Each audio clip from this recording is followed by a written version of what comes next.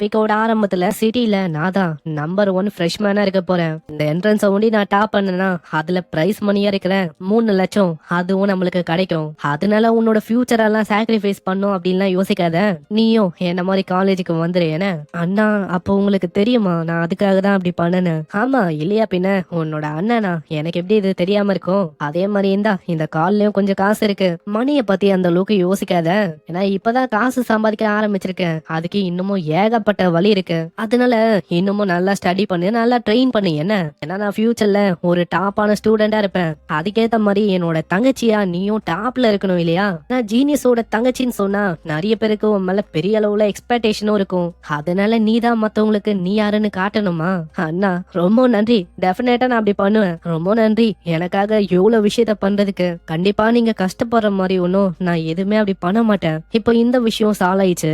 இப்போ இன்னமும் நான் மணியை மேக் பண்ணணும். அதே டைம்ல லெவல போன ஆகணும். ஏன்னா இதுக்கப்புறம் நான் தான் சிட்டியோட டாப் ஸ்கோரர். அதுக்கான டைட்டிலும் எனக்கு தான் சொந்தமாக போகுது. நான் இப்ப லெவல போகணும்னா ஹியூமன் கண்ட்ரோல்டு ஏரியா அங்க போனா கண்டிப்பா வாய்ப்பே இல்ல. ஆனா டீமன் ரிஃப்ட் அந்த மாதிரி எத்துக்கு போனா அந்த இடத்துல இருக்க மாஸ்டர்ஸை கொள்ளும் போது ஏகப்பட்ட ஐட்டமும் கிடைக்கும். அதே டைம்ல லெவல பத்தி சொல்ல வேணா, பயங்கரமா லெவலப் ஆகலாம். முக்கியமா பாய்சன் டிராகன் வேலி அப்படின்னு ஒரு வேலி இருக்கு. அந்த வேலியில ஏகப்பட்ட மாஸ்டர்ஸ் இருக்கு. அந்த இடமே ரொம்ப டேஞ்சரஸான இடம். அவ்வளவு சீக்கிரத்துல நிறைய பேரால உள்ள போயிட்டா வெளியில வர முடியாது. அதனாலே நிறைய பேரு அதுக்குள்ள போகலாமா அப்படின்னு யோசிப்பாங்க. அதெல்லாம் மத்தவங்களுக்கு. ஆனா எனக்கு அப்படி இல்ல. நான் எந்த அளவுக்கு மாஸ்டர்ஸ் அதிகமா இருக்கும் அதோட நம்பருக்கு ஏத்த மாதிரி நல்லா லெவலப் ஆக முடியும். அதோட ஐட்டம்ஸையும் நல்லா பெற முடியும். அதே மாதிரி ஒரு ரூமரா போன வாழ்க்கையில நான் கேள்விப்பட்டேன். பாய்சன் டிராகன் லேக்கோட அடியில ஒரு ரேரான டிராகன் டைப்ல இருக்க ஒரு மேஜிக்கல் பீஸ்டும் இருக்கான். அப்படி அதோட முட்டையை ஒண்டி நான் எப்படியாச்சும் கெயின் பண்ணனா என்னோட ஸ்கில்ல மாடிஃபை பண்ணி அந்த பீஸ்டை எனக்கும் சொந்தமாக்க முடியும். அவ்வளவுதான். அதனால என்னோட பவரும் பெரிய அளவுல அதிகமாகும். அது ஒன்றே இல்ல, அந்த இடத்துல ஏகப்பட்ட கிறிஸ்டலும் இருக்கும். அது எல்லாத்தையுமே சேல் பண்ணி என்னால பெரிய அளவுல மணியும் சம்பாதிக்க முடியும். அப்புறம் என்ன, ஆல்ரெடி நான் டிசைட் பண்ணிட்டேன். நாளைக்கு சோலோவா போயிட்டு அந்த டஞ்சன்ல சோலோ லெவலிங் நான் பண்ண போறேன். அந்த டிமானிக் ரிஃப்ட் அந்த இடம் ஓபன் ஆகுற இடத்துக்கு நம்மால பஸ் வழியா ஆளு போறான். ஃபைனலி நான் இந்த இடத்துக்கு வந்துட்டேன். இந்த இடம் மத்தவங்களை பொறுத்த வரைக்கும் ஆபத்தா இருக்கலாம். ஆனா எனக்கு அப்படி இல்ல. இந்த மாதிரி வாய்ப்பை எப்படி என்னால விட முடியும்? ஏன்னா இந்த இடத்துல பயங்கரமா லெவலப் ஆகலாம். இங்க இருக்கிற அந்த ரிஃப்ட் இது இந்த ரியலான உலகத்தை விட்டு ஒரு செப்பரேட்டான சிங்கிள் ஸ்பேஷியல் பேசேஜ் மாதிரி. இதுலதான் பீஸ்டுங்களுக்கும் மனுஷங்களுக்கும் பெரிய அளவுல சண்டையும் உள்ள ஏற்படும். முக்கியமா நான்ரான் சிட்டியே ஒரு லெவல் 70க்கு மேல இருக்கிற ஒரு 2 ஹையரான ஃபிகர்ஸ் அவங்களுக்கு கீழே இன்ச்சு அப்படின்னு சொல்லலாம். என்னோட போன வாழ்க்கையில அவங்களுக்காக நான் நிறையவே விஷயங்களை பண்ற மாதிரியும் இருந்துச்சு. அவங்கள பொறுத்த வரைக்கும் என்ன ஒரு பொருளா ஒண்டிதான் அவங்க பயன்படுத்தினாங்களே. இதுக்கப்புறம் சீன் அப்படியே அந்த ரிஃப்ட நோக்கி வரும். அந்த இடத்துக்கு உள்ள போகணும்னு சொல்லி ஏகப்பட்ட ஆளுங்க வந்திருக்காங்க. அங்க இது எல்லாத்தையுமே நம்மளும் தூரத்துல இருந்து பாத்துக்கினே யோசிக்கிறான். இங்க இருக்கிற எல்லாருமே ஹைலி எக்யூப்டான கியர்ஸோட இங்க வந்திருக்காங்க. அது ரொம்ப எக்ஸ்பென்சிவ் அவனுக்கு தெரியுது. ஆனா யார் மூலமா கிடைச்ச இந்த ஸ்பெஷல் ரிங் முன்னாடி அதெல்லாம் ஒண்ணுமே இல்ல. அதெல்லாம் இது முன்னாடி ஒரு ஜங்குமா தான். ஏன்னா இதோட விலை அந்த அளவுக்கு ரொம்ப அதிகம். சொல்லி ஆகணும், அந்த பொண்ணு வந்து ஒரு ரிச்சான பொண்ணு தான்ப்பா. ஏன்னா அந்த பொண்ணு என்னன்னா பணத்தை வாரி வாரி இறைக்கிறா. இதே மாதிரி அந்த ரிஃப்டோட ஈஸ்டர்ன் கேட் பக்கம் அழுவறான். ஏன்னா இந்த வழியில போனா பாய்சன் டிராகன் வேலைக்கு ரொம்ப சீக்கிரமாவே போயிடலாம். அதே டைம்ல ஒரு சேஃபான வழினா கூட அது இதுதான். உள்ள டிமானிக் பீஸ்டோட லெவலும் கிட்டத்தட்ட லெவல் 13ல இருந்து 18 வரைக்கும் இருக்கும். இந்த மாதிரி லெவல்ல பீஸ்டுங்க இருக்கும் போது அது பர்ஃபெக்டான லெவலாவும் இருக்கு. எனக்கு கிரைண்ட் பண்ண ஈஸியா நல்லா லெவலப்பும் ஆக முடியும். இதுக்கப்புறம் ஆளு வந்துட்டு அவனோட கார்டை காட்டுறான். ஆனா அங்க இருக்கிற அந்த பர்சனும் பார்த்துட்டு என்னது டியூவல் 2 எஃப் ரேங்க் அவைக்கணா நீ? தம்பி இந்த மாதிரி நீ உள்ள போகணும் அப்படின்னு நான் சொல்றேன். ஏன்னா போற ரிஃப்ட் ஒன்னும் நீ நினைக்கிற மாதிரி ஒரு சாதாரணமான ரிஃப்ட் இல்லப்பா. அதனால தனியா போறத பத்தி யோசி. ஏன்னா உன்ன மாதிரி புது புது ரூக்கிஸ் எல்லாம் உள்ள போனாங்கன்னா கண்டிப்பா ஆக்சுவலா இறந்து போகவும் அதிக வாய்ப்பு இருக்கு. ஆனா இதை கேக்குற நம்மால எங்க கேட்க போறான்? கார்டை வாங்கிட்டு ஐயோ அத பத்தி எல்லாம் நீ கவலைப்பட வேணாம், நான் உயிரோட வருவேன், ஜஸ்ட் நீ பாரு. அவருக்கும் என்ன பண்ணும் தெரியல. நான் இந்த பையன் போற இடம் அது சாவ நோக்கி போறதுக்கு சமம். தம்பி இருப்பா வேணா இப்படின்னு அந்த பர்சனும் தடுக்க வரான். ஆனா அதுக்குள்ள நம்மால வேகமா முன்னாடி மூவ் ஆகி போறான். அந்த வேகத்தை பார்த்து அந்த லெவல் 30ல இருக்க அந்த பர்சன் ரொம்ப ஆச்சரியமா வரான். நான் அவனை ஆக்சுவலா டச் பண்ணலான்னு போனேன். இப்படி அவனால பாக்காம டாச் பண்ண முடிஞ்சது. இத்தனைக்கும் நான் லெவல் 30ல இருக்க ஒரு அவிக்கனு. என்னால அந்த பர்சனை டச் கூட பண்ண முடியல. அவரு ரொம்ப ஆச்சரியமா நம்ம ஹீரோவே பார்த்து நிற்பாரு. சைட்ல இருக்க அந்த பர்சனும் தல அந்த பையனை நீங்க தடுக்க வேணாம். ஏன்னா அந்த பையன் இருக்கான்ல ஜின்னு, அவன் ஒன்னும் ஒரு ஆர்டினரியான பையன் இல்ல. அவனோட ப்ரொஃபஷன் அது எஃப் ரேங்க்ல இருக்கலாம். அகாடமி காமிக்ஸ் இதெல்லாம் பொறுத்த வரைக்கும் ஆளுதான் ஃபர்ஸ்ட். ரீசெண்டா ஏகப்பட்ட ரெக்கார்ட்ஸையும் ட்ரைனிங் பேஸ்ல அவன் தான் உடைச்சான். நான் ஹை ஸ்கூலோட ஒரு நம்பர் 1 ஸ்டூடெண்ட் தான் அவன். ரூமர்ஸ் எல்லாம் என்ன சொல்லுதுன்னா ஆளு எந்த அளவுக்கு ஸ்ட்ராங்னா கண்டிப்பா காலேஜ் என்ட்ரன்ஸ்லயும் ஆளு தான் டாப்பா இருக்க போறான். இதை கேக்குற அவரு ரொம்ப ஷாக் ஆகுறாரு. என்னது எல்லா ரெக்கார்ட்ஸையும் அவன் உடைச்சானா? இத்தனைக்கும் அவன் எஃப் ரேங்க் தான், அவனால எப்படி அதெல்லாம் பண்ண முடிஞ்சது? இது எதுவுமே நம்ப முடியல. இவன் ஒரு எஸ் ரேங்க் பர்சனால கூட அந்த மாதிரி ரெக்கார்ட்ஸ கிரியேட் பண்ண முடியாது. ஆனா இந்த பையன் ரொம்ப அசால்ட்டா அந்த ரெக்கார்ட்ஸ பண்ணிருக்கான். சீன் அப்படியே பாய்சன் டிராகன் வேலையை நோக்கி வரும். அந்த இடம் முழுக்க பாய்சனஸான கேஸா இருக்கும். இதனால நம்மால ஒரு பில் எடுக்கிறான். இந்த பில்ல போடுற வரைக்கும் எனக்கு இந்த பாய்சனஸான கேஸ் மூலமா எதுவுமே ஆகுது. ஆனா இந்த ஆன்டிடோட் பில்லு இதுலயும் ஒரு டிஸ்அட்வான்டேஜ் இருக்கு. என்னன்னா இது 3 ஹவருக்கு ஒண்டிதான் நிலைச்சு நிக்கும். அதனால இதுக்கப்புறமும் டைம் போக போக எல்லா செகண்டையுமே நான் என்ற மாதிரி இருக்கும். பில்லோட காஸ்டும் ரொம்ப அதிகம். அதனால என்கிட்ட அந்த அளவுக்கும் பில் இல்ல.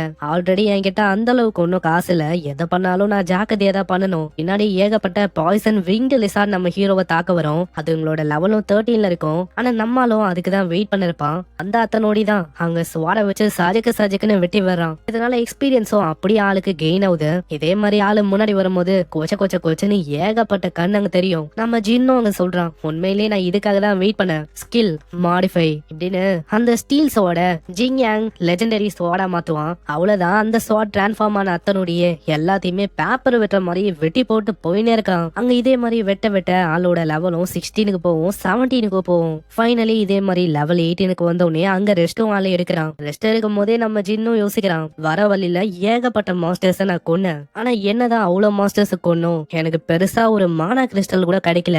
இன்னைக்கு என் லக்கு ஏதோ அப்சல்யூட்டான கார்பேஜ் மாதிரி இருக்கு. அங்க திடீர்னு நம்ம ஹீரோ பின்னாடி ஒரு வாய்ஸும் கேட்கும், ஆமா இது எல்லாத்தையுமே கொன்னது நீதானா என்ன? நம்மளும் யாராது அப்படின்னு பாக்குறான். பின்னாடி ஒரு 2 பேர் வராங்க. அதுல ஃபர்ஸ்டா வரவன் லூ யுவான் அப்படின்னு ஒரு பர்சன் தான். ஆளு ஒரு எஸ் ரேங்க் அவைக்கன. அவனோட கிளாஸ் கேர்ள் அசாஷின. ஹை ஸ்கூலை பொறுத்த வரைக்கும் ஆளோட ரேங்கிங்கும் நம்பர் 7ல இருக்கு. ஆளோட ஃபேமிலிய பத்தி சொல்ல வேணா, அந்த அளவுக்கு ஒரு பெரிய ஃபேமிலில இருந்து ஆளு வந்திருக்கான். அங்க லூவோட ஃப்ரெண்டுக்காரனும் வந்துட்டு, பிரதர் யுவான் உன்கிட்ட பேசுன்னு இருக்கான், உனக்கு காது கேக்குமா இல்ல கேட்கதா? ஆனா இதை கேக்குற நம்மளும், ஆமா நான் என்ன அதுக்கு ரிப்ளை பண்ணி ஆகணுமா என்ன? அங்க இதை கேட்ட உடனே ஆளுக்கு பயங்கரமா கடுப்பாவுது. யோ உனக்கு ஏதாச்சும் ஐடியா இருக்கா? நீ பிரதர் யுவான் கிட்ட எப்படி பேசுன்னு இருக்கன்னு அவரு யாருன்னு உனக்கு தெரியுமா? இதை கேக்குற யுவானும் வந்துட்டு, ஹேய் நீ அதுக்கு நான் அந்த அளவுக்கு அவங்க கிட்ட பேசணும் அப்படின்னு இல்ல. ஏன்னா ஜின்ன பத்தி எனக்கு தெரியும். ஜின்னு இந்த மாதிரி நீ ரொம்ப ஸ்கில்டா இருக்க, உனக்கு இன்ட்ரெஸ்ட் இருந்தா தாராளமா நம்ம டீம் அப் பண்ணிக்கலாம். உடனே நம்ம ஜின்னும், எனக்கு ஒன்னும் இன்ட்ரெஸ்ட் எல்லாம் இல்ல, நான் கிளம்புறேன். ஜின்னு என்ன யோசிக்கிறானா, இவங்க ஒரு லிச்சு மாதிரி என் மேல ஓட்டிங்கன்னு என் லெவலையும் சக் பண்ணலாம் அப்படின்னு பாக்குறாங்க. அதுவும் பேமெண்டே பண்ணாம. அந்த மாதிரி விஷயத்த நடக்க நான் விட மாட்டேன். கனவுல வேணா அந்த மாதிரி விஷயம் ஏற்படும். அட யுவான், நீங்க எதுக்காக இன்னமும் கம்முன்னு இருக்கீங்க? நம்ம ஏன் அந்த பர்சனுக்கு ஒரு லெசனை டீச் பண்ண வேணாம்? ஏன்னா யோசிங்க, நம்ம கிட்டயே ஆளு ரொம்ப அரகண்டா இருக்கான். இதை கேக்குற நம்ம யுவானும், ஆளு வெறுமா ஒரு டியூவல் எஃப் ரேங்க் அவைக்கினதான். ஆனா அப்படி இருக்கும் போதும் இந்த மாதிரி பகுதிக்கு சோலோவா வந்துட்டு எல்லாத்தையுமே ஆளு கிளியர் பண்ணிட்டு போயினே இருக்கான். கண்டிப்பா ஆளு ஒரு ஜீனியஸ் தான். ஆனா ஜஸ்ட் வெயிட் பண்ணிட்டா, ஏன்னா நெக்ஸ்ட் டைம் ஆளை பார்க்கும்போது கண்டிப்பா நம்மளோட மூவை நெக்ஸ்ட் டைம் நம்ம பண்ணுவோம். யுவான் நீங்களே சொல்லும் போது கண்டிப்பா நானும் அதுக்காக வெயிட் பண்றேன். நெக்ஸ்ட் டைம் வரும்போது மாட்ட தானே போறான். அப்போ ஆளுக்கு நான் காட்டுறேன் இந்த டியூவல் எஃப் ரேங்க் டேஷுக்கு ஹெல்லுனா என்னன்னு. இதுக்கப்புறம் சீன் அப்படியே நம்ம ஹீரோ நோக்கி வரும். நம்ம ஹீரோவும் உள்ள போகும் போதே யோசிக்கிறான், என்கிட்ட இப்போ ஒரே ஒரு ஆன்டிடோட் பில்லு ஒண்டிதான் இருக்கு. அதனால இன்னமும் கொஞ்சம் ஹன் பண்ணிட்டு லெவல் 19 ரீச் பண்ணிட்டு அப்படியே நான் வீட்டுக்கு போயிடலாம் அப்படின்னு தான் யோசிக்கிறேன். இதே மாதிரி 1 ஹவரும் முடியுது. நம்மளும் போறான் போயினேதான் இருக்கான். என்ன இது, இந்த இடமே ஒரு மாதிரி வித்தியாசமா இருக்கு. ஏன்னா வர வழி முழுக்க நானும் நல்லாவே பார்த்தேன். எங்கேயுமே ரேரான மாஸ்டர்ஸ் இருக்கிற மாதிரி எந்த விதமான ட்ரேசஸும் இல்ல. ஏன்னா இதுக்கு முன்னாடியே நான் ரூமர்ஸா சில பல விஷயத்தை கேள்விப்பட்டேன். இந்த இடத்துல ஏதோ பவர்ஃபுல்லான டிராகன் டைப்ல இருக்க ஒரு டிமானிக் பீஸ்ட் இங்கதான் எங்கேயோ பாய்சன் டிராகன் வேலைக்குள்ள இருக்கான். அப்படி அந்த மாதிரி ஒரு டிராகன் லைக் கிரியேச்சர் இங்க இருக்குன்னா கண்டிப்பா இப்போதைக்கு அது கண்ணில் பட்டிருக்கணும். ஆனா இது வரைக்கும் நான் அந்த மாதிரி தடயங்கள் எதுவுமே பார்க்கவே இல்ல. திடீர்னு நம்ம ஜின்னு பின்னாடி ஒரு டங்கு மாதிரி ஏதோ ஒரு விஷயமும் பயங்கர வேகமா அட்டாக் பண்ண வரும். ஆனா நல்ல வேலை நம்ம ஹீரோ அதை பார்த்து அப்படியே ஆளு வெட்டுறதுக்கு ட்ரை பண்றான். ஸ்வாட வச்சு தாக்கியும் அதுக்கு பெருசா எதுவும் ஆகல. இதுலயே ஆளுக்கு புரியுது அதோட டிஃபென்ஸ் அதுவும் பெரிய அளவுல ரொம்ப அதிகமா இருக்கு. அப்புறம் தான் அது என்னது அப்படின்னு நம்மளுக்கு காட்டுறாங்க. ஒரு பெரிய கிரியேச்சரும் அங்க ஜம்ப் பண்ணும். பார்த்தா அது ஒரு மியஸ்மா டீமன் கிங் டோடு லெவல் 20 பாஸ் டிஎல்ல இருக்க ஒரு கிரியேச்சர் தான் இது. அது கிட்ட சில பல இன்னேட்டான ஸ்கில் இருக்கு. ஒரு ஸ்கில்ல வச்சு அதோட ஸ்கின்ன பல மடங்கு ஸ்ட்ராங்கா மாத்த முடியும். இன்னொரு ஸ்கில்லும் இருக்கு. அதோட டங்க ஒரு ஆயுதம் மாதிரி ரொம்ப தூரம் வரைக்கும் அதால தாக்க முடியும். மூணாவதா அது கிட்ட ரொம்ப பயங்கரமான ஒரு வெனம் இருக்கு. அந்த வெனமோட எஃபெக்ட் எந்த அளவுக்கு இருக்குன்னா ஈவன் போனியை அதால மெல்ட் பண்ண முடியுமா. சாதாரணமா இந்த மாதிரி ஒரு பாஸ பார்த்தா எல்லாருமே பயந்தாச்சுன்னு ஓடுவாங்க. ஆனா எனக்கு அப்படி இல்ல. எனக்கு ரொம்ப சந்தோஷமா இருக்கு. ஏன்னா நானே தேடி போகலான்னு இருந்தேன். ஆனா பாஸே என்ன தேடி வந்திருக்கு. இந்த மாதிரி விஷயம் எனக்கு ஒரு ஜாக்பாட்டுக்கு சமம். அப்படி இருக்கும் போது இந்த டோடு கிங் வந்து என்னால அப்படியே எப்படி விட முடியும்? இந்த டோடு கிங்கும் பயங்கர வேகமா அதோட நாக்க வச்சு தொடர்ந்து அங்க தாக்கும். நம்மளும் அதுக்கேத்த மாதிரி ரொம்ப வேகமா தப்பிக்கிறான். நான் எதிர்பார்க்கல அந்த டோடு கிங் அது நான் யோசிச்சதை விட ரொம்ப வேகமா இருக்கு. ஆனா எனக்கு தெரியும் இந்த ஸ்கில்ல நான் எப்படி உடைக்கணும்னு. ஆக்டிவேட்டிங் ஸ்கில் மாடிஃபிகேஷன் இப்படி ஆளு சொன்னோன்னே அந்த டங்கும் அப்படியே தன்னைத்தானே அப்படியே சுத்திக்கும். அந்த மாதிரி ஆளு மாத்தி விட்டான். இது இப்படி வசமா மாட்டிக்கும் போது நம்ம ஆளு பயங்கர வேகமா முடிக்கவும் வரான். அந்த ஸ்வாட வச்ச ஆளு தாக்குறான். ஆனா அதனாலயும் பெருசா எதுவும் ஆகல. கடை என்ன இது, நான் யோசிச்சதை விட அந்த டிஃபென்ஸ் அது ரொம்ப ஸ்ட்ராங்கா இருக்கு. அங்க பிரச்சனைய பெருசாக்குற விதமா அந்த டோடு அது மியூட்டேட்டட் டோடு ஸ்கின் அப்படின்னு ஒரு ஸ்கில்ல பயன்படுத்தும். இதனால அதோட ஸ்கின்ல இருந்து பயங்கரமான மியஸ்மாவும் அப்படியே பரவுது. அதே மாதிரி அதோட டிஃபென்ஸும் பல மடங்கு ரொம்ப அதிகமாகுது. கரண்டா நம்ம ஹீரோட லெவல் கம்மியா இருக்கு. அதனால அந்த மாடிஃபிகேஷன் அந்த ஸ்கில்லும் ஆட்டோமேட்டிக்கா கேன்சல் அவுட் ஆகுது. சே, இந்த மாதிரி டைம்ல இப்படி ஆகணும். என்னோட மாடிஃபிகேஷன் இந்த ஸ்கில்ல ஒரு டிராபேக் இருக்கு. எனிமியோட லெவல் என்ன விடவும் அதிகமா இருந்தா என்னோட ஸ்கில்லுக்கான டியூரேஷன் அதுவும் டிராஸ்டிக்கலா குறையும். அதுக்கும் மேல மோசமா என்னோட லக் இருந்துச்சுன்னா என்னோட மாடிஃபிகேஷன் அந்த ஸ்கில்லும் ஃபெயில் ஆக சான்சஸ் இருக்கு. அந்த டோடு திரும்பவும் அதோட டங்க வச்சு பயங்கர வேகமா அட்டாக் பண்ண வரும். சரி, இப்ப என்கிட்ட வேற வழி இல்லைன்னு நினைக்கிறேன். அததான் பயன்படுத்தணும். ஆளு உடனே அவனோட இன்வென்டரியை அங்க பயன்படுத்துறான். அதுல இருந்து அந்த டிமானிக் சோவாடும் அப்பியர் ஆகுது. அந்த டிமானிக் சோட டீமன் கிங்கோட சோடா நம்மால மாத்துறான். அந்த சோடுக்கு இடையில ஒரு கண்ணும் அப்பியர் ஆகுது. அந்த சோடு மேல பயங்கரமான ஆறா அப்படியே பரவி இருக்கும். அந்த சோடுக்கு உயிரெல்லாம் இருக்கு. அந்த சோடம் அப்படியே நம்ம ஹீரோ பார்த்து கேக்குது, ஆமா இந்த இடத்துல என்ன யாரு சமன் பண்ணா? இப்போ நம்மால பண்ண வேலையால இந்த சோடம் ஒரு டீமன் கிங்கோட சோடா மாறிச்சு. இதுக்குள்ள 7th டீமன் கிங்கோட கான்சியஸ்னஸ் அதுவும் இருக்கு. சிஸ்டம்லயே அங்க தெளிவா போட்டுரும். இத கேரி பண்ணி இத பயன்படுத்துறதுல பெரிய அளவுல ரிஸ்க் இருக்கு. ஏன்னா லைட்டா மிஸ்டேக் பண்ணாலும் அவ்வளவுதான், ஒரு பெரிய அழிவே கிரியேட் ஆகலாம். இதனால நம்ம ஹீரோவும் யோசிக்கிறான், நான் யோசிச்சதை விட நிலைமை இன்னமும் மோசமாக போகுது. சீக்கிரமா டோடி கிங்க முடிச்சிட்டு இந்த சோடியும் நான் திரும்பவும் பழையபடி மாத்தணும். அந்த டோடி கிங்கும் பயங்கர வேகமா அதோட டங்க வச்சு அங்க தாக்கும். ஆனா நாம ஜின்னு விரமா டீமன் சோட வச்சு ஒரே ஒரு தாக்குதல் பண்ண அந்த தாக்குதல் ரொம்ப பவர்ஃபுல்லா இருக்கும். அந்த டோடு அப்படியே 2 துண்டாவுது. இந்த ஸ்வாடு நான் யோசிச்சதை விட ரொம்ப டெரிஃபைங்கான வெப்பனா இருக்கு. ஏன்னா நான் பண்ணது ஏதோ வெறும் ஒரே ஒரு ஸ்ட்ரைக் தான். ஆனா அந்த ஒரே ஒரு ஸ்ட்ரைக்ல என்னோட மொத்த எனர்ஜியும் அப்படியே ட்ரெயின் அவுட் ஆயிடுச்சு. இந்த டீமன் கிங் ஸ்வாட நான் திரும்பவும் பழையபடி மாத்தணும். இல்லனா அவ்வளவுதான், பிரச்சனை இன்னும் தான் அதிகமாயிடும். ஆக்டிவேட் ஸ்கில் மாடிஃபிகேஷன் இப்படின்னு நம்ம ஜின்னு ட்ரை பண்றோம். ஆனா அதுக்குள்ள அந்த டீமன் ஸ்வாடு நம்ம ஹீரோவை அப்படியே பொசஸ் பண்ண ஆரம்பிக்குது. இதனால ஆளும் பொத்துன்னு விழுறான். நம்ம ஆளுக்கு அவங்க என்ன பண்ணும் தெரியல. நான் இதுக்கு முன்னாடி பண்ண ஸ்ட்ரைக்ல என்னோட ஸ்டாமினா ஒட்டுமொத்தமா ட்ரெயின் அவுட் ஆயிடுச்சு. அதனாலே என்கிட்ட அந்த அளவுக்கு மானாவும் எனர்ஜியும் இல்ல திரும்ப அந்த மாடிஃபிகேஷன் அந்த ஸ்கில்ல பண்றதுக்கு. இதே மாதிரி போச்சுன்னா அவ்வளவுதான், இது என்னோட பாடியோட கண்ட்ரோல ஏத்துக்கும். திடீர்னு ஜின்னு கிட்ட அந்த சோடம் பேச ஆரம்பிக்குது, நீ ஒரு மனுஷன் தானே, நீ ஒரு மனுஷனா இருந்துட்டு கிங்ஸ் பவரை பாரோ பண்ணலாம் அப்படின்னு பாக்குறியா? அதுக்கான பிரைஸ நீ பே பண்ணணும். என்னதான் என்கிட்ட 110 ஆஃப் பவர் இருந்தாலும் கண்டிப்பா இந்த உலகத்தையே என்னால அழிக்க முடியும். உன்னை கட்டுப்பாத்தி இந்த உலகத்தையும் உங்க ஒட்டுமொத்த ரேஸையும் நான் மொத்தமா அழிக்க போறேன். இல்ல, நான் ஒன்னும் அந்த மாதிரி நடக்க விட மாட்டேன். ஆளு அந்த ஸ்டீல் சோட வர வைக்கிறான். ஆக்சுவலா இது ஒன்னும் என்னோட ஃபர்ஸ்ட் டிமானிக் சோடுக்கான மாடிஃபிகேஷன் இல்ல. ஆல்ரெடி நான் இந்த மாதிரி விஷயத்த பண்ணிருக்கேன். இதுக்கு முன்னாடியே இதை விட பெரிய ஆபத்தெல்லாம் எனக்கு ஆயிருக்கு. அதனால இந்த விஷயத்தையும் என்னால சமாளிக்க முடியும். டீமன் கிங்கோட கான்சியஸ்னஸா இருக்கிற அந்த ஐ அது மேலேயே ஆளு தாக்குறான். இதனால அதோட கான்சியஸ்னஸும் அந்த சோட விட்டு அப்படியே போக ஆரம்பிக்குது. தம்பி, நீ பண்ண விஷயத்த நான் கண்டிப்பா மறக்க மாட்டேன். உன் மேல எனக்கு ஒரு கிரட்ஜ் இருக்கு. கிங்கா இருந்து நான் கண்டிப்பா ஒரு நாள் திரும்ப வருவேன். அன்னைக்கு நான் வந்தக்கு அப்புறம் உன்னை நான் அழிப்பேன். உன்னை அழிச்சு உன்னோட பாடிய 10,000 பீசஸா நான் வெட்டுவேன். அதுக்கப்புறமும் நான் விடாம உன்னோட சோலையும் நான் டார்ச்சர் பண்ணுவேன் தம்பி. ஏன்னா அதோட கான்சியஸ்னஸும் அப்படியே மறைஞ்சு போகுது. நல்ல வேலை, எப்படியோ நான் முடிச்சிட்டேன். இப்பதான் எனக்கு ரொம்ப நிம்மதியா இருக்கு. ஒன்ஸ் என்னோட ஸ்டாமினா ரெக்கவர் ஆகட்டும், அதுக்கப்புறம் இந்த டீமன் கிங்கோட சோட திரும்ப பழையபடி மாத்திடலாம். இதுக்கு முன்னாடியே என்னோட ப்ரீவியஸான வாழ்க்கையில இந்த மாடிஃபிகேஷன் அது மூலமா 9th டீமன் கிங்கா இருக்கிற அவரை நான் தெரியத்தனமா வெளியில கொண்டு வந்துட்டேன். அவரு வந்ததுக்கு அப்புறம் அவ்வளவுதான், எல்லா இடமும் அழிவாதான் இருந்துச்சு. அந்த இன்சிடென்ட் இப்போ இருக்கிற இந்த இன்சிடென்ட்டை விட பல மடங்கு ரொம்ப ஒஸ்டா இருந்துச்சு. அந்த 9th டீமன் கிங்க தடுக்கணும்னு சொல்லி இந்த நேஷனோட one of the best general level 80ல இருக்க ஒரு பர்சன் அவரே களை இறங்கி வர மாதிரியாச்சு. இந்த மாதிரி ஒரு பயங்கரமான சம்பவம் ஏற்பட்டதுக்கு அப்புறம் தான் சில பல விஷயங்களை நான் லேர்ன் பண்ணேன். இந்த மாதிரி விஷயத்த டீல் பண்றதுக்கு அதோட ஆங்கரா இருக்கிற கான்சியஸ்னஸ் அதை நம்ம முதல்ல அழிக்கணும். ஆனா எனக்கு தெரியல இந்த டீமன் கிங் இந்த மாதிரி கிரியேச்சர்ஸ் எல்லாம் எங்க இருந்து வருது அத பத்தி எனக்கு தெரியல. இந்த மாதிரி கிரியேச்சர்ஸ் ஒருவேளை ஏதாச்சும் ஒரு டெரிஃபைங்கான உலகத்துல இருந்தும் வரலாம். ஆனா ஏதோ ஒண்ணு, இப்போதைக்கு எனக்கு டைம் இருக்கு.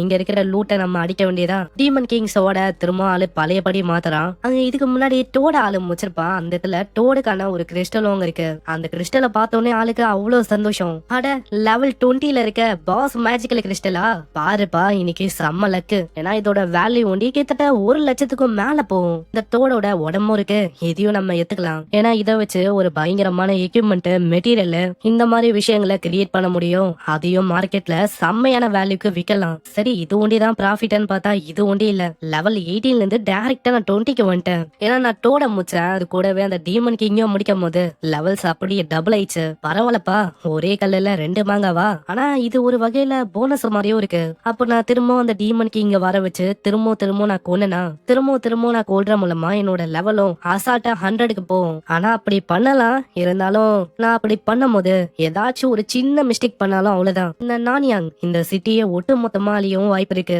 இல்ல, அந்த மாதிரி ஒரு கேம்பிள நான் பண்ண விரும்பல. லெவல் 20க்கு போனோனே டிஸ்மேண்டல் அப்படின்னு ஒரு ஸ்கில்லும் நம்மளுக்கு அங்க கிடைக்குது. லெவல் 10க்கு கீழே இருக்கிற பொருளை நம்மளால டிஸ்மேண்டல் பண்ண முடியும். அதே மாதிரி 10% சான்சஸும் இருக்கு அந்த லூட்டை டபுள் ஆக்க. ஆனா டிஸ்மேண்டல் இது நீங்க நினைக்கிற மாதிரி ஒரு டம்மியான ஸ்கில் எல்லாம் இல்ல. ஏன்னா இது ஒரு மணி பிரிண்டிங் ஸ்கில் மாதிரி. நான் எவ்வளவுக்கு எவ்வளவு நான் டிஸ்மேண்டல் பண்ணுவனோ அதுக்கேத்த மாதிரி வேல்யூவும் அங்க டபுள் ஆகும். சோ பணமும் எனக்கு கொட்டி கிடைக்கும். அதே மாதிரி அந்த எஃப் ரேங்க் ஃபார்மர் கிளாஸுக்கு இன்னட் ஸ்கில்லா பெஸ்ட் இம்யூனிட்டி அப்படின்னு ஒரு ஸ்கில்லும் அங்க கிடைக்குது. அது கேட்கறதுக்கு ரொம்ப போரிங்கா இருக்கலாம், ஏன்னா அது பூச்சிகளை தடுக்கும் அவ்வளவுதான். ஆனா அந்த ஸ்கில்லையும் என்னால காட்டிய ஸ்கில்லா இருக்கிற டேமேஜ் இம்யூனிட்டி அப்படியும் என்னால சேஞ்ச் பண்ண முடியும். டேமேஜ் இம்யூனிட்டி அது ஒரு வகையில ஒரு புரோக்கனான ஒரு ஸ்கில். அதுக்கேத்த மாதிரி ரிஸ்ட்ரிக்ஷனும் ஹெவியா தான் இருக்கும். பரவாயில்ல, இன்னைக்கு நல்ல ஸ்கில் எல்லாம் எனக்கு கிடைச்சிருக்கு. இது ஃபியூச்சர்ல எனக்கு ஒரு ட்ரம் கார்டாவும் அமையும். ஏதோ ஒண்ணு, இப்போ நான் லெவல போயிட்டேன், அதனால சீக்கிரமா இந்த இடத்தை விட்டு போகலாம். இப்படியே நம்மால ஓடி போகும்போது அந்த இடத்துல மரத்துக்கு மேல யாரோ ஒருத்தங்க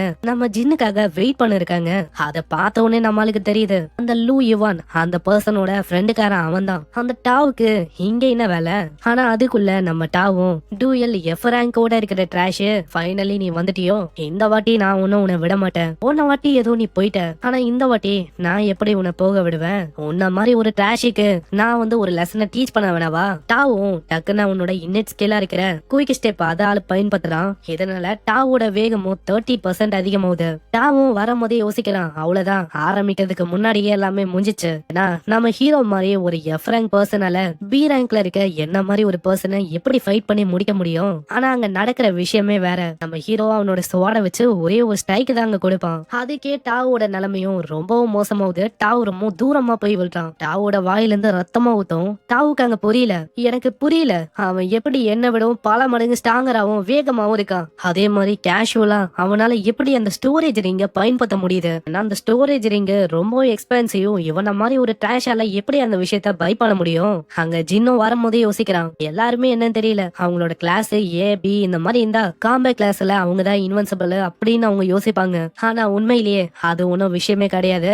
personal training, enhanced stats, combat sense, level cap, இந்த மாதிரி ஏகப்பட்ட விஷயம் அவங்களோட ஸ்ட்ரென்த்தை அஃபெக்ட் பண்ணும். இதெல்லாம் தெரியாம என்னோட லெவலுக்கு ஆளு என் கூட சண்டை போட வந்துட்டான். இவன் ஒன்னும் பிரச்சனை இல்ல, உண்மையான பிரச்சனையே அவன் தான். சொல்லி வாயமுல்ல, அதுக்குள்ள பின்னாடி அந்த பர்சனும் அப்பியர் ஆகுறான். ஆனா நம்ம ஆளுக்கு அவன் வருவான் அப்படின்னு அங்க தெரியும். அசால்ட்டா அவனோட டேகர் அட்டாக்க அப்படியே ஆளு தடுக்கிறான். உடனே அந்த பர்சன் அவங்க சொல்லுவான், பரவாயில்லையே, உன்கிட்ட உண்மையிலேயே ஒரு நைஸான சுவாடு இருக்கு. ஆமா உன் டேகரும் சும்மா இல்ல, அதுவும் நல்லாதான் இருக்கு. அங்க ஆளு டக்குன்னு பின்னாடி போயிட்டு, எனக்கு இப்பதான் புரியுது எதனால உன்னோட ரேங்கிங் அது ஃப்ரெஷ்மேன்ல எப்பயுமே நம்பர் 1ல இருக்குன்னு. அப்பனா என்ன டெஸ்ட் பண்ணி பாக்கணும் அப்படின்னு உனக்கு ஆசையா இருக்கு, எதனால நான் டாப்ல இருக்கேன்னு. சரி, நான் அதுக்கு ரெடியா இருக்கேன். ஏன் நம்ம ஒரு டீல போட்டுக்க வேணாம்? அப்படி நான் ஜெயிச்சா உன்னோட அந்த டேகர் அது எனக்கு சொந்தம். அப்படி நீ ஜெயிச்சா தாராளமா என்னோட வெப்பனை நீ வச்சுக்கலாம். அவ்வளவுதானே, இதுக்கு நான் ரெடி இப்படின்னு கேல் அசேஷனோட ஒரு ஸ்கில் ஆள ஆக்டிவேட் பண்ணுவான். இதனால இவானோட வேகமும் 80% அப்படியே அதிகமாகுது. ஆனா நம்மளுக்கு அதை பத்தி எல்லாம் அங்க கவலை இல்ல.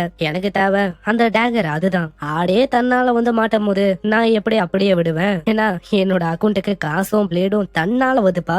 சரி வா, ஒரு கை பாத்துக்கலாம். அங்க இவானும் யோசிக்கிறான், என்னோட கிளாஸ் அது இருக்கிறதுலயே எல்லார விடவும் ரொம்ப ஃபாஸ்டஸ்ட் கிளாஸ்.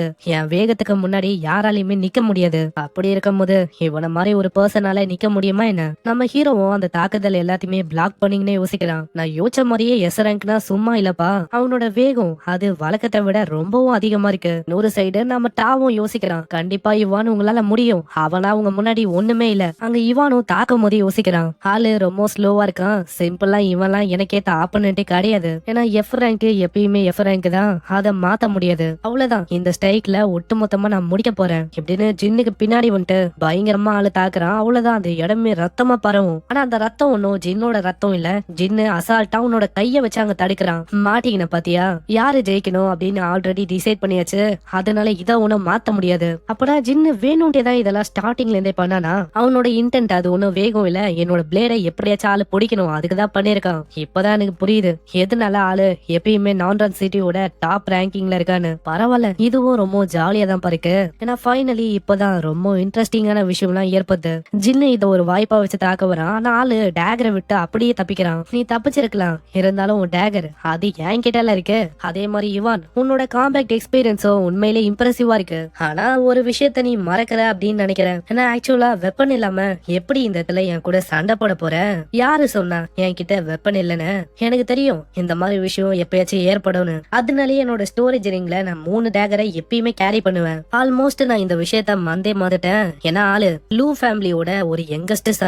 லூ ஃபேமிலி நான்ரன் சிட்டியோட ஒரு பிரஸ்டீஜியஸான ஒரு ஃபேமிலி. ஆளும் ஒரு பெரிய பணக்காரன். பி ரேங்க் வெப்பன்லாம் அந்த அளவுக்கு ஒரு பெரிய விஷயமே இல்ல. போனா போட்டோம் அப்படின்னு சொல்லி போட்டுட்டு போயினே இருப்பான். ஆனா பரவாயில்ல, இப்படிப்பட்ட பர்சனை தோக்கடிக்கிறதும் ரொம்ப சாட்டிஸ்ஃபைங்கா இருக்கும். உடனே நம்ம யுவானோ, நான் இந்த ஸ்கில்ல பயன்படுத்தவனா அப்படின்னு நான் யோசிச்சேன். ஆனா என்ன பண்றது, இந்த ஸ்கில்ல நீ பயன்படுத்துற மாதிரி என்ன ஆக்கிட்ட. கேல் ஃபியூரி ஸ்லாஷ் அப்படின்னு ஒரு ஸ்கில்ல ஆளு பயன்படுத்துறான். இந்த ஸ்கில்ல ஆக்டிவேட் பண்ணும்போது அதோட அட்டாக் டேமேஜ் ஒண்டி 150%க்கும் மேல அதிகமாகும். அங்க இதே மாதிரி காத்துல அந்த தாக்குதலை ஏவி விட டைரக்டா நம்ம ஜின்னு மேல அது படலான்னு வரும். ஜின்னு வேகமா தப்பிக்கிறான். இப்பதான் ஆளுக்கு புரியுது இது அவனோட காம்பேட் கிளாஸ்ல இருக்க ஒரு இன்னட் ஸ்கில் அவனுக்கு கிடைச்சிருக்குன்னு நினைக்கிறேன். காம்பேட் ஸ்கில்ல இதான் ஒரு அட்வான்டேஜ். ஏன்னா மேசிவான பூஸ்ட் அதால கொடுக்க முடியும். அதே மாதிரி சொல்லவே வேணாம், ஆளு எஸ் ரேங்க்ல இருக்க ஒரு அவிக்கனு. இவனோட அட்டாக்ஸ் அது கம்ப்ளீட்டா ரொம்ப ஸ்ட்ராங்கா இருக்கு. ஆளோட மூவ்மெண்ட் ரொம்ப வேகமா இருக்கு.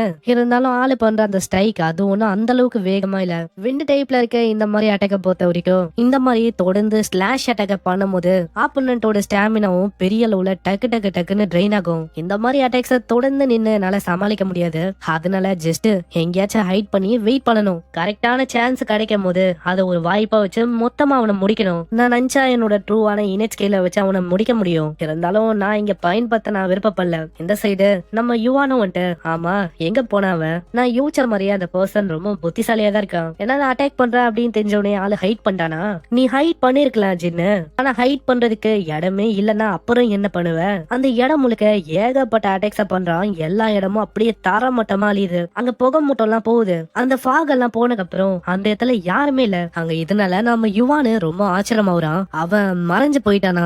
இப்படி அதுக்கு வாய்ப்பே இல்ல. திடீர்னு ஏதோ ஒரு உருவம் மாதிரி பின்னாடி அப்பியர் ஆகுது. அதை பார்த்தோன்னே டக்குன்னு அவனோட டேகரை வச்சு தாக்குறான். வந்தது ஒன்னும் ஜின் இல்ல, ஒரு மரக்கட்டை தான். என்ன இது, அப்பனா இதுவும் ஜின் இல்லையா? ஏமாந்தியா, அது என்னோட சின்ன ட்ரிக் தான். ஈஸ்ட்ல ஒரு டம்மிய போட்டு வெஸ்ட்ல தாக்கி உன்னை முடிக்க போறேன். அங்க யுவானோ யோசிக்கிறான். என்னால இப்பயும் எதையுமே நம்ப முடியல. மியர்லி ஒரு எஃப் ரேங்கர் இவன். இவனை மாதிரி ஒரு பர்சனால எப்படி என்ன இந்த நிலைக்கு தள்ள முடியும்? ஆளோட டெக்னிக்கு அந்த ட்ரிக்கு இதெல்லாம் ரொம்ப பயங்கரமா இருக்கு. அப்படி ஒண்டி ஆளு ஏ ரேங்கரா இந்த அவ்வளவுதான் என் நிலைமை என்ன ஆயிருக்குமோ. ஆனா என்னதான் இருந்தாலும் எஃப் ரேங்கர் தான். அதை வச்சு பெருசா என்ன எதுவும் பண்ண முடியாது. ஒரு எஃப் ரேங்கரா உன்னால என்ன பண்ண முடியுமோ அதை நீ காட்டிட்ட. ஒரு எஸ் ரேங்கரா நான் என்ன பண்ண முடியும் நான் காட்டவா இப்படின்னு ஆளு டக்குன்னு ஒரு ஷீல்ட உருவாக்குறான். நான் பாசிபிளி இப்படி பண்ணும் போது எப்படி உன்னால இந்த விஷயத்த தடுக்க முடியும்? அங்க இத பார்த்த உடனே நம்ம ஜின்னுக்கு அங்க புரியுது. எனக்கு தெரிஞ்சு இது இவனோட லெவல் 20க்கான இனெட் ஸ்கில் அதுதான் நினைக்கிறேன். அப்பனா ஆக்சுவலா என்ன மாதிரி இவனும் லெவல் 20 ரீச் பண்ணிட்டானா என்ன? ஆனா என்னோட லெஜெண்டரியான சோட முன்னாடி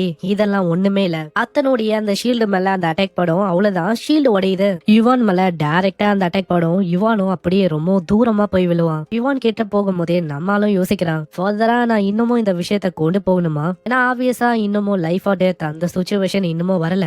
அதே மாதிரி நம்ம யுவான் அவன் ஒன்னும் ஒரு பேடான பர்சன்லாம் இல்ல. என்னோட பாஸ்ட் லைஃப்ல ஏகப்பட்ட மாஸ்டர்ஸ் அப்பியர் ஆயிருக்கும். அந்த டைம்ல ஒரு பெரிய உதவியாவும் இருந்தான். அங்க யுவானோட நிலைமைய மோசமா இருக்கும். நம்ம ஜின்ன பத்தி தான் ஆளு யோசிக்கிறானே. ஒன்ஸ் அவன் கிட்ட வரட்டும், கிட்ட வந்தோடனே என்னோட விண்ட் பிளேட் அட்டாக்க வச்சு நான் தாக்கணும். ஈவன் அதுல என்னோட ஸ்டாமினா ட்ரெயின் ஆனாலும் பரவாயில்ல. ஆனா ஒரு எஸ் ரேங்கரா இருந்தோம் என் நிலைமை இந்த அளவுக்கு மோசமாயிடுச்சு. ஒரு எஃப் ரேங்கர் அவன மாதிரி ஒரு பர்சனால ஒரு எஸ் ரேங்கர் மாதிரியே ரொம்ப ஸ்ட்ராங்கரா மாற முடியுமா? ஆனா எப்படி பார்த்தாலும் எஃப் ரேங்கை விட எஸ் ரேங்குக்கு தான் பொட்டன்ஷியல் அதிகமா இருக்கு. ஆனா இங்க அப்படி ஒண்ணும் எனக்கு தோணல. ரொம்ப வித்தியாசமா இருக்கு. இந்த டைம்ல நம்ம ஜின்னு அங்க முன்னாடி வருவான். வரானா இத ஒரு வாய்ப்பா வச்சு முச்சிட வேண்டியதா இப்படின்னு அங்க குத்தலான்னு போவான். ஆனா நம்ம ஜின்னு கைய முன்னாடி நீட்டுறான்.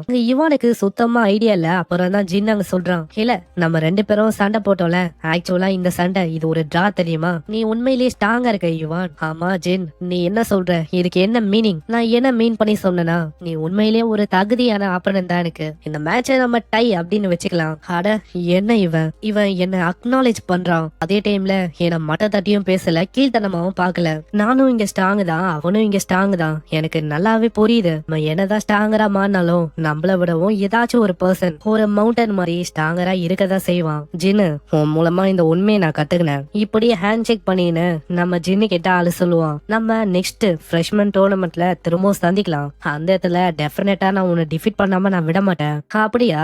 நீ இன்னமும் ஹார்ட் ஒர்க் பண்ணணும்னு நினைக்கிறேன். இல்லனா அவ்வளவுதான், நெக்ஸ்ட் டைம் என்னோட ஆப்பனண்டா இருக்கிறதுக்கான அந்த குவாலிபிகேஷன் அது கூட உனக்கு இல்லாம போகலாம். இதுக்கப்புறம் நம்ம யுவான் அங்க போக ஆரம்பிக்கிறான். டாவுக்கு பயங்கர கடுப்பா இருக்கும். டாவும் பயங்கரமா கத்துறான், யுவான் மேலேயே நீ கைய வச்சுட்டல, நெக்ஸ்ட் டைம் நீ மாட்டும் போது கண்டிப்பா நான் உன்னை விட மாட்டேன். இது கேக்குற நம்ம யுவானும், நீ இதுக்கப்புறமா அந்த மாதிரிலாம் பேச வேணாம், என் மேல எந்த அளவுக்கு உனக்கு ரெஸ்பெக்ட் இருக்கோ அதே மாதிரி நம்ம ஜின்னியும் நீ ட்ரீட் பண்ணணும். ஓகே கண்டிப்பா ஜின்னு, நெக்ஸ்ட் டைம் இந்த மாதிரி நடக்காது. கண்டிப்பா ஆல் அவுட்டா நான் போக போறேன், உன்னை பீட் பண்ணாமையும் நான் விட மாட்டேன். ஜின்னும் அது எல்லாத்தையுமே பாத்துக்கினே யோசிக்கிறான். அப்படி நீ ஸ்டார்டிங்லயே ஆல் அவுட்டா போயிருந்தா கண்டிப்பா அந்த இடத்துல நல்லா ஜெயிக்க முடிஞ்சிருக்காது. இருந்தாலும் மாடிஃபிகேஷன் அந்த ஸ்கில்ல வச்சு அசால்ட்டா நான் அந்த ஸ்கில்ல தகுத்து எஞ்சிட்டேன். இந்த விஷயத்த பத்தி ஆளுக்கு அங்க தெரியல. ஆனா என்ன ஒரு சோகமான விஷயம்னா, இந்த ஃபைட்ல இருந்து பெருசா எனக்கு எதுவும் கெயின் ஆகல. இந்த மேட்ச் ஒரு டிரானால அந்த டேகரையும் நான் அவனுக்கே கொடுக்கற மாதிரி ஆயிடுச்சு. எப்படின்னு அதை பத்தி எல்லாம் ஆளு யோசிக்கிறான். அப்புறம் சைட்ல நல்லா பார்த்தா வித்தியாசமா நிறையவே அந்த லேக்கு க்ளோ ஆகுது. இதுக்கு முன்னாடி வரைக்கும் நான் அந்த விஷயத்த நோட் பண்ணல. அந்த அட்டாக்ஸ் எல்லாம் முடிஞ்சக்கு அப்புறம் தான் இந்த விஷயத்த நான் நோட் பண்ணேன். இந்த பாய்சன் டிராகன் லேக்குள்ள ஏதோ ஒரு விஷயம் மர்மமா இருக்குப்பா.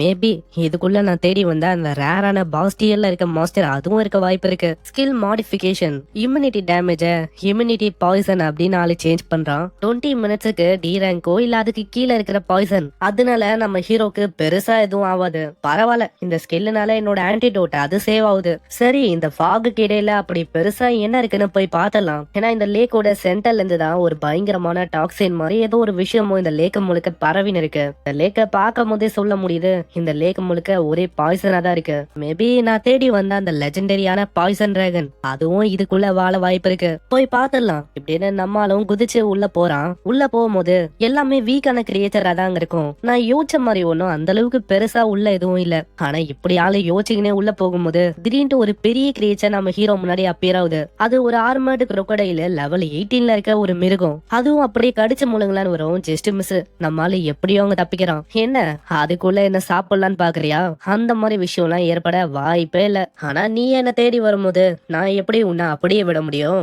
அதனால உன்னை என்னோட மெட்டீரியலா நான் ஏத்துக்கிறேன் அப்படின்னு நம்மால அந்த லெஜெண்டரியான ஸ்வாட தூக்கி அடிக்க அதுக்கு ஆர்மர் பெனிட்ரேஷன் அதுக்கான ஸ்கில்லும் இருக்கும். டைரக்டா வாய்க்குள்ள போய் வைத்தி கிழிச்சு வெளில வரும். நம்மால அவனோட ரிங்ல இந்த பெரிய மாஸ்டரை ஸ்டோர் பண்ணலான்னு பாக்குறான். ஆனா இதோட சைஸ் ரொம்ப பெருசா இருக்கனால அந்த விஷயத்த அங்க பண்ண முடியல. சரி, நான் நியூ அக்யூர் பண்ண அந்த டிஸ்மேண்டல் அந்த ஸ்கில்ல பயன்படுத்துறதுக்கான சரியான டைம் இதான் நினைக்கிறேன். ஆக்டிவேட் டிஸ்மேண்டல் அப்படின்னு சொன்னோனே அந்த ஸ்கில்லுனால அந்த crocodileோட உடம்பும் அப்படியே டிஸ்மேண்டல் ஆக ஆரம்பிக்குது. அந்த இடத்துல ஒரு மிகப்பெரிய ஒளியும் அப்பியர் ஆகும். அங்க போனு, மீட்டு, ஹைடு எல்லாமே அங்க தனித்தனியாகுது. அதுல பெருசா மீட்டும் போனும் அந்த அளவுக்கு வேல்யூபிளா அங்க தெரியல. அதுல ஹைட் அப்படின்னு ஒரு விஷயம் இருக்கு. அந்த ஹைடுல ஐஸ் ரெசிஸ்டன்ஸ் அப்படின்னு அதுக்கான ப்ராப்பர்ட்டிஸும் இருக்கு. பரவாயில்ல, மத்தத கம்பேர் பண்ணா இது பயனுள்ளதா இருக்கு. நின்னு யோசிக்கும் போது அவன் மேல அந்த ஒளியும் பயங்கரமா அடிக்கும். என்னடா இது அப்படின்னு நல்லா பாக்குறான். அப்புறம் தான் ஆளுக்கு ரியலைஸே ஆகுது. இந்த சண்டையில ஆளு தெரிஞ்சோ தெரியாமலோ அந்த ஒளிக்கு ரொம்ப நெருக்கமா வந்துட்டான். நம்ம ஆளுக்கு தெரியல அது என்ன விஷயம்னு. இதனால போயிட்டு செக் பண்ணலாம் அப்படின்னு யோசிக்கிறான். இங்கல இருந்தா அந்த ஒளியும் பயங்கரமா அப்பியர் ஆகுது. கண்டிப்பா இங்கதான் ஏதோ ஒரு விஷயம் இருக்கு. அப்படி என்னோட லக்கு ரொம்ப குட்டா இருந்துச்சுன்னா ஒரு பயங்கரமான விஷயமும் என் கையில மாட்ட வாய்ப்பு இருக்கு. ஆட இது ஒரு பாய்சன் டிராகன் தானே. அது ஒரு ஃபீமேல் பாய்சன் டிராகன். அதோட லெவலும் 43ல இருக்கு. ஆனா நான் யோசிச்ச மாதிரி இது ஒன்னும் அந்த அளவுக்கு பெருசா இல்ல. இன்னமும் அது க்ரோயிங் ஃபேஸ்ல தான் இருக்கு. இந்த மாதிரி ஒரு லெஜெண்டரியான ஹை டியர்ல இருக்க மாஸ்டர்ஸ் நான் பாப்பேன் அப்படின்னு நான் யோசிக்கல. ஆனா ஒன்ஸ் இது மெச்சூர்ட் ஆனவனே இதோட லெவல் அது அட்லீஸ்ட் 70க்கு மேலேயாச்சும் இருக்கும். ஆளு அந்த முட்டைய பார்த்து யோசிக்கிறான். அந்த முட்டையை ஊண்டி தூக்கிட்டா போதும், அது கூட கான்ட்ராக்டையும் நம்மளால மேக் பண்ண முடியும். ஆனா பிரச்சனை என்னன்னா இதே மாதிரிதான் ஆல்ரெடி நிறைய பேர் இங்க வந்திருக்காங்க. வந்த ஒரு பர்சனோட உடம்பும் எலும்பு கூட அங்க கிடைக்கும். சோ அவங்களுக்காக நம்மால ரிவெஞ்ச் எடுக்கலாம் அப்படின்னு யோசிக்கிறான். ஆனா திடீர்னு ஏதோ ஒரு விஷயமும் வேகமா வர மாதிரி ஒரு சவுண்ட் கேட்கும். அதுவும் ஒரு பாய்சன் டிராகன் தான். அது ஒரு மேலு. இந்த மேல் டிராகனும் ஒரு போர் அங்க கொண்டு வரும். நான் அப்பயே யோசிச்ச போதுதான் இங்க ஒரு ஃபீமேல் இருக்குன்னா கண்டிப்பா மேலும் இருக்கும். அதே மாதிரி இந்த இடம் ஒன்னும் எனக்கு சேஃபா இல்ல. இப்போதைக்கு என்னால இது ரெண்டுத்தையும் பீட் பண்ண முடியாது. அதனால நான் இன்னமும் ஸ்ட்ராங்கரா மானதுக்கு அப்புறம் மீதி விஷயத்த அப்புறமா பாத்துக்கலாம். இதே மாதிரி ஆளு வெளியில வரான். இப்போ நம்ம ஆளு கிட்ட ஒரு கிளியரான ஐடியாவும் இருக்கு. சீக்கிரமா ஸ்ட்ராங்கரா மாறணும்னு அந்த முட்டையை அடையணும். அதுக்கப்புறம் என்ன, அந்த முட்டையில இருந்து வர பீஸ்ட வச்சு இந்த நான்ரான் இந்த சிட்டியோட ஒரு பெரிய கையா நான் இருப்பேன். சரி, ஏதோ ஒண்ணு இப்போ இருக்கிற இந்த மெட்டீரியல் எல்லாம் கொண்டு போயிட்டு சேல் பண்ற வழியை பார்க்கலாம்.